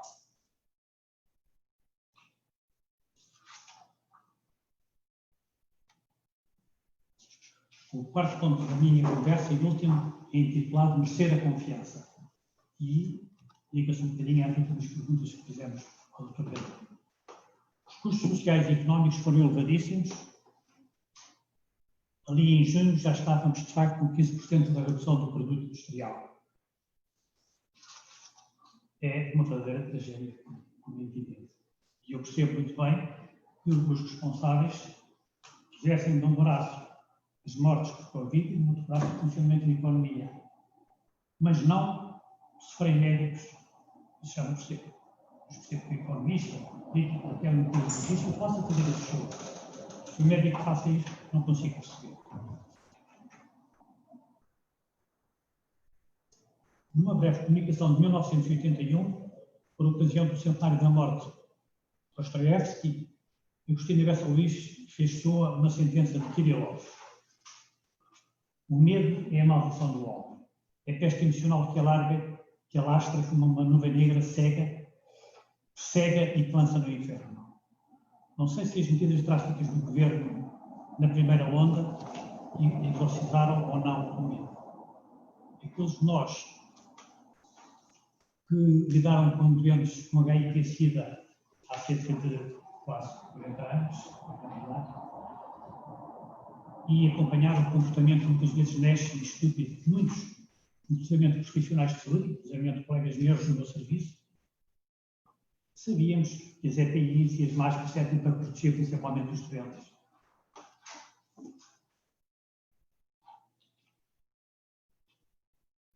Pensamos que, quanto à comunicação e às dificuldades de comunicação, vos mostro aqui uma fotografia histórica dos comerciantes da Câmara do Porto, a vilipendiarem o Dr. Ricardo Jorge, que tinha de falar da espera vida após proteger da peste, e que teve que fugir de lá para salvar a vida, há cerca de 100 anos. Estão a fazer a mesma coisa, podem fazer a mesma coisa agora com vários de comerciantes também no Porto, que é uma coisa assombrosa. Estão ali, mas é triste. E a grande pergunta, diz porque fazes, diz porque age da ética do Leibniz. Isso é que precisamos que os nossos políticos, os nossos médicos, os nossos cientistas nos digam. Mas para isso têm que pensar e dizer a verdade que têm que procurar. É mais do que comunicação. Os cientistas buscam a verdade, como é evidente, e acreditam na verdade. Há muitos filósofos que não acreditam. Eu lembro de há muitos anos ter lido uma pequena nota do Carrinho, não sei já se sabe o que era, provavelmente no público, contra a possibilidade da verdade. E eu não percebo por que motivo que estiveram nisto e filósofos quase não ficam sem mais. A verdade não existe. A ciência é a busca da verdade. O que diz? A verdade diz isto. Aqueles que iam buscar a verdade. Mas a pré-condição, em princípio, de ser errado nesta vida, como lembrou o Manuel Canis, um colega meu do Porto, falecido há poucos anos, é pensar e dizer a verdade. Ele, de uma homenagem ao Brito Camacho, e cito, como de Brito Camacho, como sabem também era médico, foi um grande republicano, principalmente aquela vinculação natural à verdade e ao dizer a verdade. Pensar e dizer sempre a verdade, esta coisa aparentemente trivial, mas na realidade terrivelmente difícil, e por isso insólito e impopular, a ser-se democrático e intrinsecamente revolucionário no que à dignidade humana diz respeito. E é o ponderar circunspecto que nos permite depois decidir, devo utilizar esta expressão verbal, mais moralista, mais justificativa. Nesta situação de pandemia, devo ou não ir visitar aquele colega que está no hospital ou que está em casa doente, devo de facto usar máscara lá em casa quando os meus netos vêm, ou decidir usar máscara. São esse tipo de situações cuja abordagem passa, de facto, por uma aproximação à verdade. E não é indiferente haver ou não haver esta aproximação à verdade, procurá-la ou não procurar. No slide seguinte, e será penúltimo, eu digo que nós funcionamos, de facto, em medicina num conjunto de mundos morais. De alguma maneira tem um ramo horizontal e um ramo vertical. O vertical da saúde pública liga-se aos direitos humanos de maneira absolutamente necessária. E há ética, e é um conjunto de valores éticos que nós podemos chamar de ética comunicativista, sem dúvida nenhuma, em que o interesse coletivo prevalece sobre o interesse individual. Em medicina é o contrário, quer dizer, o interesse individual, o interesse daquele doente que eu estou a tratar, prevalece sobre qualquer outro interesse. E há aqui uma conflitualidade que é preciso assumir.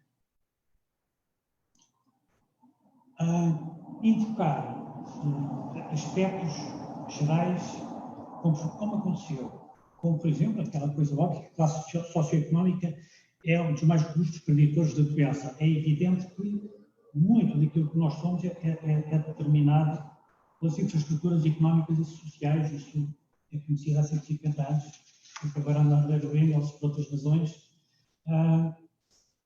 Está de tudo escrito. Mas eu não posso invocar esse argumento.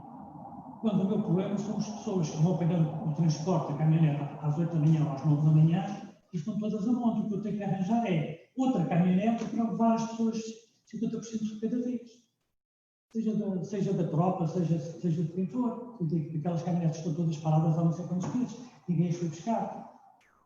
Agora, eu digo com argumentos deste tipo, para resolver o problema das pessoas que estão na lista de espera e enfrentarem-se uns aos outros. Não faz sentido nenhum.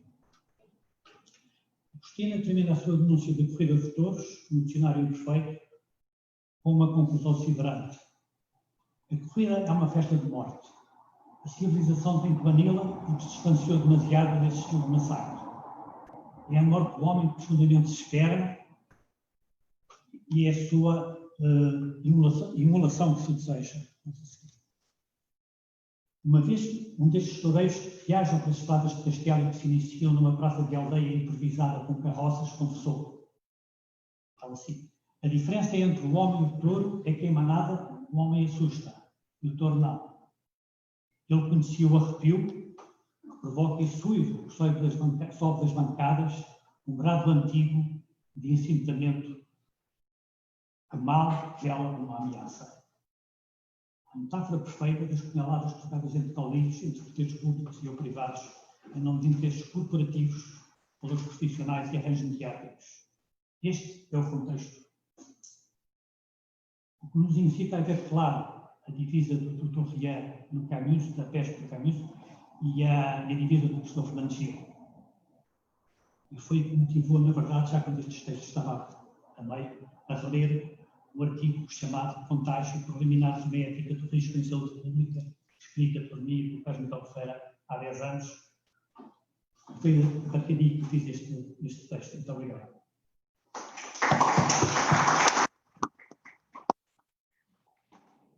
Muito obrigado. obrigado, Dr. Manuel Silveira Marques. Muito obrigado pela sua problematização, o conjunto de problematizações que nos trouxe e por também ter partido do nosso contexto cultural. Eu não sei se tem alguma pergunta, Dr. Manuel, o João Maria André, por favor. Muito obrigado. Eu gostava de colocar uma questão no âmbito estritamente filosófico da ética e a partir de um equacionamento que fez quase no final. Eu ouço mal.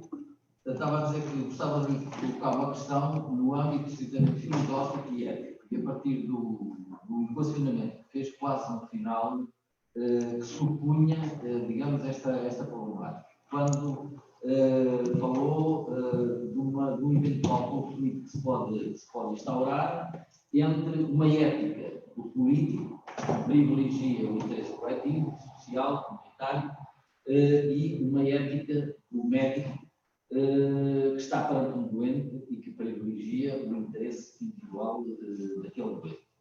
E a minha questão tem a ver com as notícias que ontem vieram ao público, e eu não conheço o texto da Ordem dos Médicos, não conheço as instruções, e, portanto, baseio-me apenas naquilo que eu vi na comunicação que foi feita. Porque a Ordem dos Médicos teria dado orientações aos médicos sobre como agir numa eventual situação de crise, de falta de recursos, e de terem de fazer opções de privilegiar determinadas pessoas. Não se põe a questão de salvar umas e matar outras, mas de criar condições para algumas terem mais condições de salvar do que outras, que obviamente passam a segundo plano. E a minha pergunta é uma pergunta muito simples, é saber, é legítimo uma ordem profissional dar indicações éticas à classe médica, aos médicos, que são pessoas individuais, como disse, que estão perante casos individuais? Eu não digo que, obviamente, que os médicos provavelmente chegarão a um ponto em que terão que tomar decisões. A minha questão é possível dar, é legítimo que uma ordem profissional dê indicações, assim, gerais, enfim, mais ou menos tipificadas sobre como agir numa circunstância dessas, ou isso não deverá ser depois, afinal, quer dizer, que os políticos possam, mesmo eu perguntaria, e os políticos é possível darem é legítimo darem essas indicações? E como é que o médico se sente? É evidente para o médico se, peço desculpa por estar a demorar mais um bocadinho, mas é para dar a entender a questão que aqui está. É evidente para o médico, se o médico tiver uma receita de uma atitude a tomar, uma forma, fica enribado. Não foi ele que decidiu. Pois, mas portanto, a minha questão é esta: até que ponto é que uma ordem profissional, até que ponto uma Direção-Geral de Saúde, até que ponto um político ou quem nos representa, quem foi eleito para nos governar, pode, eventualmente, ter legitimidade para dar indicações neste sentido, que depois sejam, de alguma forma, quase vinculativas para a classe médica e para cada um dos médicos, como pessoas individuais, perante casos individuais, que têm que decidir nessa altura. Penso, é esta a minha questão. Eu queria dizer que eu estou cá com o meu colega, partilho da toxicidade do jornalismo português e dos jornais, e vejo a CNN e leio muitos jornais. Eu não sabia disso, mas não me surpreende. A pergunta é muito difícil, é muito importante, é completamente pertinente, e eu tenho uma resposta para ela, várias respostas para ela, e julgo que sei o que eu faria. Não sei qual é o comportamento ideal, se quisermos pensar em termos mais jurídicos, se é porventura pessoal. O médico é autónomo e é soberano. Aliás, eu tenho mais um slide. Se percebe, está lá o slide que eu agora não sei, era o slide que tinha assim. E que mostra porque é que este aqui tem a ver com logo aos médicos um pouco. Isso, poder médico e tecnologia, saúde pública e poder civil. E vai ver, desculpe por ali, se conseguirem ver. Mas eu vou continuar a dizer. Muito bem, eu falei há muito pouco tempo com uma. Enfim, Bélgica agora, estava lá na Bélgica, a ministra e uma amiga dela, mesmo visto, estava para hospital em Mons, na Bélgica. Teve o primeiro evento em Roma, uma pessoa com mais de 65 anos, no hospital de Mons. Disseram, estava em Roma, a gente não vai fazer nada, ao primeiro evento de Covid na Bélgica, essa pessoa vai morrer porque a gente não tem, mas tem mais de 65 anos. Neste momento, esta festa. Está agora com pressão. Não foi um, não foram dois, não foram três. Na Bélgica, a política era uma e isto. Mas, aliás, a perguntar se é verdade isto. Ela não foi neste caso. Portanto, meteram o estrangeiro, o médico estrangeiro, quem deram ordens, este governo que ficou, se segurar, é verdade, fica em verdade e tal, vamos falar do Covid, isto é primeiro, isto é mais de 25 anos. Os meios são todos os Eu penso que não foi a ordem dos médicos da Bélgica que criou esta ordem, que foi a do hospital, ou até o diretor do serviço. Cumpriu. Penso que não podia fazer outra coisa, era um jovem enviado de biologia, ou um jovem biologista. Se tivesse o seu consultório privado, de certeza que não fazia isto. A gente deve tratar não. Se fosse um médico militar, tinha que acontecer. Se estivesse em guerra, tinha que acontecer. Se não está em guerra. Logo a partida. Eu, se estivesse nessa posição, sempre tinha que assumir a decisão para salvar. E era eu que tomava e ficava registrado nos testes também, por isto. Se eu pudesse, eu havia a comissão de ética antes de tomar a decisão. Se eu pudesse ainda, eu havia a comissão de ética da ordem dos médicos. Mas se não tivesse tempo, não havia uma decisão. Ou seja, ela qual fosse. Portanto, respondendo um bocadinho, eu acho que a ordem tem a obrigação, através da comissão de ética, de fazer doutrina com uma certa. Não se pode pronunciar sobre o caso singular. Deve, portanto, dizer sobre o caso singular, o médico é soberano. E é soberano para bem do tempo. E, portanto, o soberano não deve. Simples. Estava a começar. Teoricamente é muito simples, não é? É muito complicado. Eu não posso desculpar as minhas ações, nem com as decisões de uma comissão de ética, nem de uma ordem dos médicos. Mas se eu tiver o respaldo de Deus, fico muito contente. Não sei se respondi a essa pergunta um pouco. Sim, eu não queria também deixar a ideia de que a ordem deu indicações, salvo estes, condenem aquilo. A ordem, tanto quanto eu percebi, as indicações é mais os fatores em que se deve basear a decisão, as decisões que se tiverem de tomar. Portanto, gostaria de deixar isto esclarecido, não estou aqui a acusar a ordem de ter dado ordens incisivas neste sentido ou naquele. Mas, de facto, também a comunicação não nos deu a informação do que era o texto efetivo da ordem dos médicos. Em fim de vida, todos nós que trabalhamos em oncologia, em fim de vida temos de tomar muitas decisões, ou em situações de urgência, ou em cuidados intensivos, de suspender medidas. São problemas que são equacionados. Em neonatologia, com os bebés, então as coisas são muitíssimo mais complicadas. Altamente prematuros, que sobrevivem, têm múltiplas complicações e põem-se problemas extremamente difíceis ligados à eutanásia e aos alimentos, em alguns países, muito normalizados, feitos por médicos psiquiatras, neonatologistas, com respaldo das comissões técnicas dos seus países e tal. Parece assim grosso dizer que eu escrevi alguns textos contra a nossa lei de eutanásia. E a discussão da lei de eutanásia foi discutida por pessoas que não sabiam que era uma situação terminal, não sabiam, parece que não sabiam que o suicídio existia. E esse sim é um gesto nobre. Mas o básico, não sabiam. Eu discuti no Partido Socialista e discuti na Assembleia da República com ele, os deputados, os representantes, não sabiam o básico, isto para fazer uma lei. Obrigado. Depois não querem referendar. Pois, eu não percebo esta gente. Se eu perceber, eu percebo.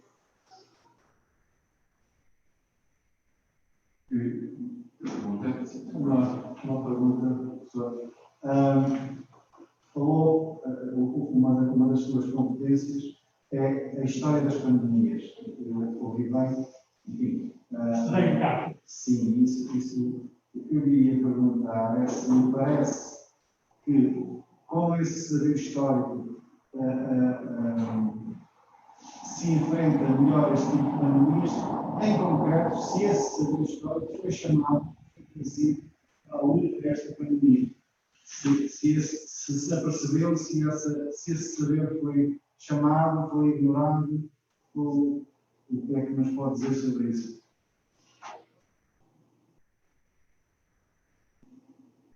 Uma questão difícil. Embora tenha estudado, de facto, devido ao crescimento das distâncias, talvez por ser pequeno, tem que publicado no final, o primeiro crescimento contra as distâncias, já não lembro o nome do autor, já que eu estudei. Os cóleras, a última grande pandemia de cólera, que durou quase o último século, começou na Índia, e ainda há poucos anos existia em alguns focos por esse mundo fora. Eu julgo que houve algumas lições, houve coisas que não deram bem. Eu tentei dizer a Organização Mundial de Saúde, supostamente, de facto, condensa todo este conhecimento e tem funcionado muitíssimo bem, praticamente sempre, e é bem organizado, é uma das entidades de facto que tem um mérito enorme. Mas eu penso que na fase inicial da sua conduta, ou porque se tinha enganado quando foi agredido, quando foi o SARS em Hong Kong, e pensou que fosse uma grande pandemia, e criou um prejuízo enorme em alguns países, e portanto, para medidas altamente restritivas de confinamento. Ou por essa razão ou por outra, subvalorizou no início o que estava a passar. Portanto, eu diria que há, certamente, da parte de muitos especialistas, uma utilização do conhecimento histórico, mas depois há outra coisa. Explica um bocadinho alguns erros que se cometeram, quanto a mim, por exemplo, em Inglaterra, quando eles quiseram optar pela imunidade do grupo. Como sabe, o governo inglês, inicialmente, foi aconselhado por grandes epidemiologistas, grandes matemáticos, mas não médicos, creio eu, pelo menos não existiu medicina nos últimos tempos, os grandes teóricos e grandes conhecedores da dinâmica matemática das epidemiologias, aí vai pedido à imunidade do grupo, como esta espécie fez, sem grande benefício aparente, quer no ponto de vista da economia, quer do ponto de vista das complicações, das mortes, da letalidade, etc. Eu julgo que estes últimos não utilizavam muito conhecimento histórico verdadeiramente das pandemias e das epidemias que se conhecem, etc. Utilizaram modelos matemáticos e, portanto, uma forma de ciência de uma maneira que me pareceu bastante insensível, com falta de senso. Mutatis mutandis é a mesma conversa das pessoas dizerem que não há evidência que demonstre que as máscaras protegem, etc. Uma dessas se transmite. São coisas de tanta falta de senso que nós temos dificuldade em compreender como é que essas decisões vêm de pessoas como nós, ao fim e ao cabo. Não sei se respondi à sua pergunta, mas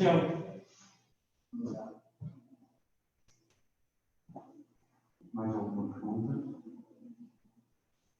Dr. Manuel Marques, eu gostaria de fazer esta pergunta, porque também ficou nestes pontos. Não creio que gerir esta pandemia não pode ser também dissociado da gestão política dos danos, ou seja, se a aplicação de certos procedimentos também não são, se a aplicação não é calculada tendo em vista aquilo que poderá ser a sua popularidade ou aquilo que poderá ser uma reação por parte dos indivíduos menos favorável ao próprio poder político. E, portanto, aqui não temos dois fenómenos distintos, pelo contrário, temos os decisores políticos também a ditar aquilo que é o combate científico à própria pandemia. E, portanto, torna-se extremamente difícil diferenciar, não é? Se o combate está a ter esse percurso científico, ditado pela ciência e pelos especialistas, não é? Ou se também, nesse combate, há estratégias políticas que, para o bem e para o mal, acabam por condicioná-lo. Políticas e económicas de maneira muito clara. Posso testemunhar que isto em Portugal, no Paninho, de maneira evidente, quando foi o banco e quando foi agora esta coisa dos automóveis lá no Algarve. Uma tem a ver com a economia e outra tem a ver com a política. Quanto a mim, ambas foram imprudentes. Que ao menos tivessem servido de se fazer um estudo empírico e de epidemiologia real do terreno. Não gostavam muito de lá numa festa de Algarve, mas tive-se a passar também as pessoas a usarem o stay away, que é uma coisa que protege a comunidade. E coisas deste tipo. Mas, na verdade, a linha dominante, quer quem autorizou, quer quem organizou, etc., tem a ver com interesses que são particulares. Ora, o bem público, o bem comum, é outra coisa. Estamos a pagá-las. Vamos a pagá-las agora, vamos pagá-las. Estão a morrer por dia mais pessoas do que morreram no desastre não é? Do incêndio. E parece que não foi nada. Não é nada. Mas a questão é precisamente aí, também se começa a colocar aí quais são as fronteiras entre o poder político e o poder da ciência. Ou seja, perante uma situação destas, os especialistas totalmente são convocados. Nós tivemos aqui a presença do Dr. Simas, que é uma pessoa está extremamente presente na comunicação e não só, também dá aula aconselhamento à parte da Direção-Geral de Saúde. A questão aqui é quem, de facto, aprova e gera os procedimentos, não é? Combate a pandemia é o poder político. Não é? E a questão é se, de facto, esse poder político consegue, para utilizar as suas palavras, seguir o caminho da verdade do conhecimento científico. Joaquim, desculpa interromper, mas isso também assenta num pressuposto que tem que ser interrogado, que é se o poder científico é absolutamente neutral sob o ponto de vista político e ético, e de convicções éticas também dos próprios científicos. Isso seria muito bonito se houvesse uma objetividade absolutamente realizada ao nível da ciência, que se contrapõe a uma falta de neutralidade, portanto, uma parcialidade da decisão política. Mas eu interrogo-me se efetivamente a gente pode colocar as questões também assim. Claro que a ciência aspira a essa neutralidade, mas realiza. Essa é a minha questão também. A ciência submete-se mais por natureza, digamos, ao contraditório, ao escrutínio, à prova, à associação, enfim, à teoria e tal. A questão é que a ciência também tem um tempo para isso. A política, não. A política é mais reativa, não é? Ela tem um tempo imediato, tem que reagir, não é?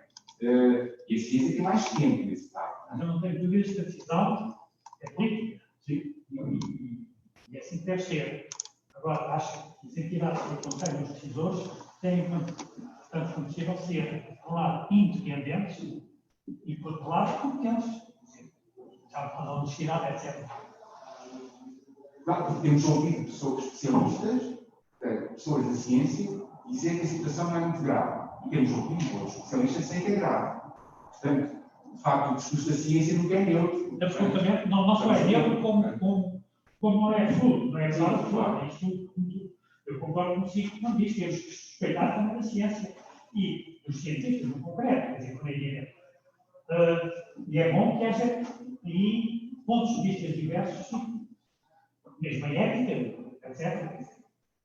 Relativamente a isso que estava a dizer, uma das coisas que eu ouvi ontem, relativamente às tais orientações que estariam a ser emanadas sobre como agir em caso de crise, de recursos, etc., apontava para não se pode tomar apenas como indicação o tempo de vida de uma pessoa, mas deve-se ter também em conta a qualidade de vida, a projeção da qualidade de vida. A noção de qualidade de vida é uma noção muito complexa. Quem é que define objetivamente o que é isso de qualidade de vida? Isso é uma treta, quer dizer, porque isso não ajuda a decidir. E se essa pessoa, por exemplo, estiver condenada por causa desses princípios, pode, eu vou exagerar na etapa, mas pode ser salvador do mundo. Claro. São medidas que têm uma base eugénica, ao fim e ao cabo. Não têm validade. Quer dizer, os extremos não têm validade moral nenhuma. Mas cá está, quer dizer, quando a gente pensa, eu tinha, não sei se viram isto, eu tinha escrito nessa altura, tenho consciência disso, que é uma coisa que texto chocante, isto para mim é claro. Nos últimos anos tem-se discutido muito em Portugal a eutanásia por todo o Estado. Mas alguns de nós achavam que era mais importante não discutir a eutanásia, mas as pessoas que estão em fim de vida e os velhinhos em geral que estão nos lares. E são uma parte enorme da população. A questão da eutanásia, verdadeiramente, interessa pessoas com tratamento que querem eutanásia em Portugal, são umas centenas, uns milhares de hipóteses. Os velhinhos em lares a morrer miseravelmente, e morrer, miseravelmente, são dezenas ou centenas de milhares. E uns parlamentares, ditos por nós, não veem isto. Eu sei que os camaradas, como eles é médico, no bloco de esquerda, apenas muito por isto, e o branco, e que eles não são uma coisa muito pessoal, respeitável, muito respeitável. E eles, há muito aquilo bem público, como é evidente. Quer dizer, mas o conjunto das pessoas não viam, há uma desproporção aqui. E a gente, cá está, estamos a pagá-la.